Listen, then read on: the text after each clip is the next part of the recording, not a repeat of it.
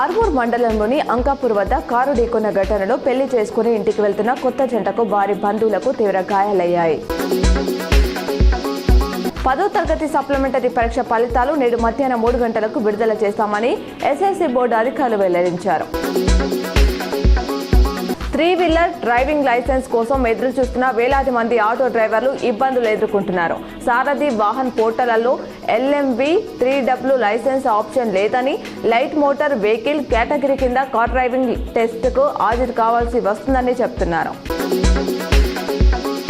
Neat పరీక్ష నిర్వహణలో పొరపాట్లు జరిగినట్లు కేంద్ర మంత్రి ధర్మేంద్ర ప్రధాన్ అంగీకరించారు. అయితే వాటిని సరిదిద్దుకున్నామని, నీట్ రీటెస్ట్ సమర్థంగా నిర్వహించామని తెలిపారు. భవిష్యత్తులో ఈ తరహా ఘటనలు జరగకుండా పేపర్ మాఫియాపై కఠిన చర్యలు తీసుకుంటామని వెల్లడించారు. తుంగభద్ర జలాలపై జోక్యం చేసుకుని బోర్డును పటిష్టం చేయాలని సీఎం రేవంత్ కేంద్రాన్ని కోరారు. తెలంగాణకి 15.9 టీఎంసీలు రావాల్సి ఉండగా 5.6 టీఎంసీలే వస్తున్నాయి. ఆర్టీఎస్ కింద 83,987 ఎకరాలకు నీరందాలి. ₹99 కోట్లు డిపాజిట్ చేసినా ఆర్టీఎస్ పనులు పూర్తి కాలేదు. ప్యాకేజీ 1-2 పనులు వెంటనే ప్రారంభించాలి.